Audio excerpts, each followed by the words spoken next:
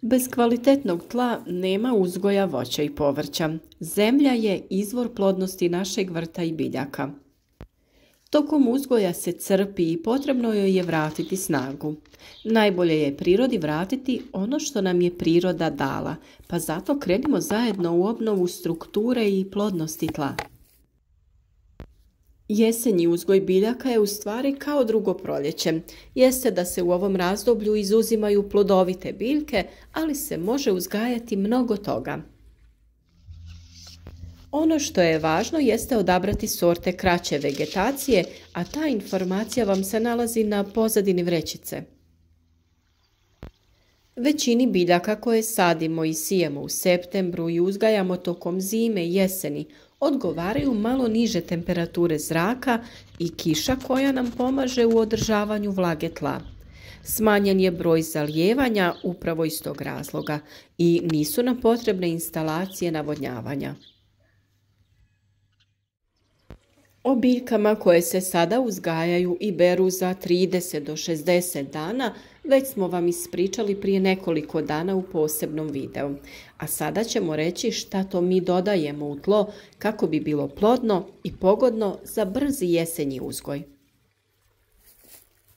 Ono što je vrlo važno jeste obogaćivanje tla i priprema gredice za sjetvu ili sadnju. U dijelovima vrta gdje smo već pobrali i uklonili određene biljke, ono što je važno jeste obogaćivanje tla i priprema gredice za sjetvu ili sadnju. Sklanjamo ostatke biljaka, pomjeramo malč kako bi ga ponovno iskoristili, te dodajemo kompost, stajnjak, glistinac ili neko prirodno peletirano hranjivo. Naravno da kompost pravimo sami u našem kompostištu od 3 odjeljka kako bi mogli da premještamo kompost u različitim stadijima. Važno je redovno miješanje i prozračivanje, te premještanje sa jedne hrpe na drugu. U ovom 3. odjeljku nam se nalazi onaj kompost koji koristimo za obogaćivanje tla i prihranu biljaka. Vrlo je važno znati šta smije, a šta ne smije ići u kompost. A za detaljan postupak pripreme kompostišta javite nam se u komentarima. Jednako tako potrebno je i tlo izmiješati kako bi se hranjiva ravnomjerno rasporedila. Ovisno o tipu zemljišta koje imate, odradite i obradu. Može se to učiniti mašinski pomoću neke motorne kopačice. Može se raditi pomoću nekih dostupnih alata za ovu namjenu.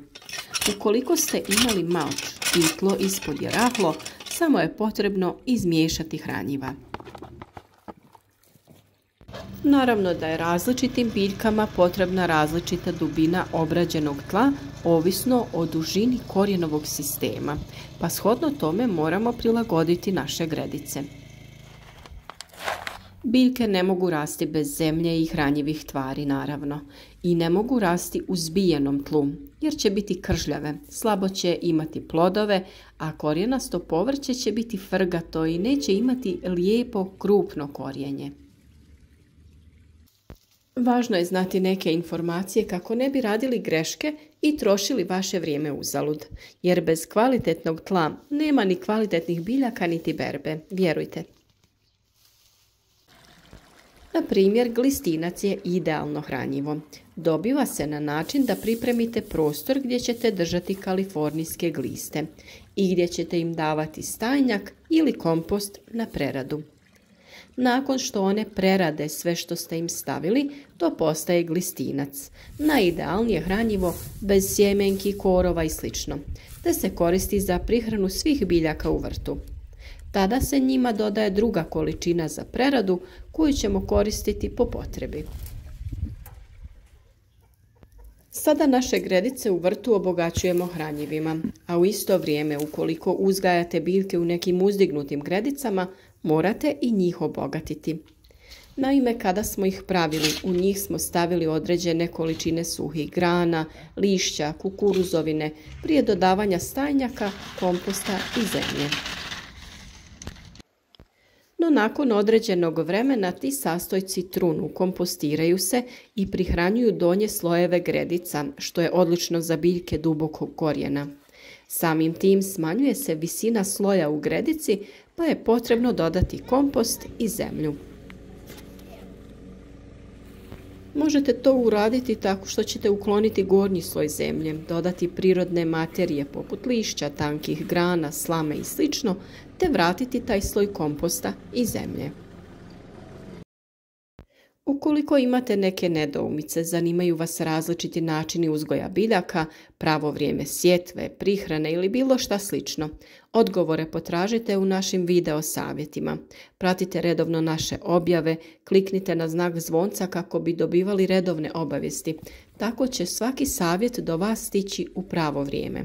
A naravno, uvijek smo tu za vaša pitanja u komentarima ispod videa. Još jedan način kontroliranog uzgoja biljaka je uzgoj u vrećama gdje dodajemo određenu količinu zemlje i hranjiva kako bi biljke što bolje napredovale.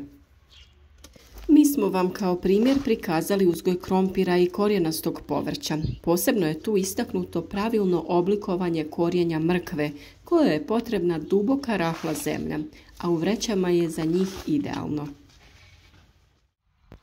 Prirodi je najbolje vratiti ono što nam je priroda i dala. Goveđi stajnjak je nekako najučestalije hranjivo koje se do sada koristilo, koje je najkvalitetnije, ali sve je manje prilika gdje se on može nabaviti. Zato smo mi napravili komposter koji nam je uvijek pri ruci. Stalno ga nadopunjujemo, miješamo sadržaj i uvijek imamo dostupna prirodna hranjiva za naše biljke. S obzirom da se raspadanjem biljaka dobiva većinom hranjivo sa većim udjelom dušika, neophodno je dodavati opali list, kukuruzovinu, pepeo, sastojke iz kuhinje poput ljuski jaja, kore banana.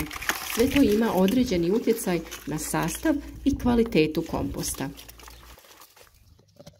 Ono što često koristimo za oplemenjivanje tla jeste i zeolit. Sa njim smo vas upoznali još u proljeće. Naime, zeoliti su prirodni rijetki minerali vulkanskog porijekla. Nastali su hemijskim procesom koji je trajao dugi niz godina, a reakcijom vulkanskih para i okeanske vode. Samim tim zaključujemo da je zeolit prirodna vulkanska stijena koja sadrži silicij, kalij, kalcij, magnezij, mangan, natrij i željezo. Mnogima je već poznato da zeolit poboljšava kvalitetu i strukturu zemljišta. Zemljište je prozračnije i rastresitije. Također smanjuje kiselost zemljišta, to jest regulira pH vrijednost. U borbi protiv suše daje jako dobre rezultate jer ima osobinu vezivanja vlage. On zbog svog sastava ubrzava rast biljaka, ratarskih, povrtlarskih, voćarskih kultura i cvijeća. Zbog svoje osobine apsorpcije on veže hranjive tvari iz gnojiva i postepeno ih oslobađa u vrijeme vegetacije. Na taj način se poboljšava iskoristivost hranjiva. Još jedna prednost je što poboljšava stvaranje mikroorganizama u zemljištu, a time i stvaranje humusa. Održava dušik u zemljištu, biljke kojima se dodaje zeolit imaju bujniji korijenov sustav, te je tako bolja iskoristivost vode i hranjiva iz zemljišta. Također jača korijen biljke i povećava klijavost. Ono što je posebno zanimljivo kod zeolita jeste to da čisti zemljište od metala i pesticida. Također zadržava i regulira razinu vode u zemljištu, čak i višak vode veže za sebe i postepeno ga oslobađa kada biljci ponestane i na taj način se bori za vrijeme suše. Naravno da smo mi o ovoj temi odradili poseban video, pa nam se javite u komentarima ukoliko vas ta tema zanima. Uzgoj biljaka na ovaj način osigurava njihovu otpornost, izdržljivost, obilnu rodnost i dugotrajnost. Vrlo je važno da se u tlo dodaju prirodne materije kako bi ono bilo prozračno, lakše usvajalo vodu, zadržavalo je u tlu. Biljke na taj način bolje razvijaju korijen, usvajaju hranjiva te samim tim bolje rastu i napreduju. One od same sadnje stvaraju otpornost i izdržljivost, te su manje podložne oboljenjima, napadu štetnika, lakše podnose sušne periode i visoke temperature. Naravno, u toj cijeloj priči neizostavan je i malč. Njega stavljamo nakon nicanja biljaka ili nakon njihove sadnje. Ljeti on čuva vlagu, štiti biljke od visokih temperatura, štiti tlo od isušivanja i čuva njegovu strukturu, a tokom zime ima sličnu ulogu, ali u ovom slučaju čuva toplinu tla, štiti biljke od hladnoće i pomaže njihovom razvoju. Sve što se u vrtu radi mora imati smisla, mora postojati neki red kojim se određene stvari rade, inače neće biti željenih rezultata i slijediti će razočarenje. Ne zaboravite uživati u procesu, raditi sve sa voljom i mišlju kako ćete biti uspješni. A ukoliko i nije vaš dan, niste baš raspoloženi, rad u vrtu će sigurno to stanje promijeniti, opustiti vas i izliječiti.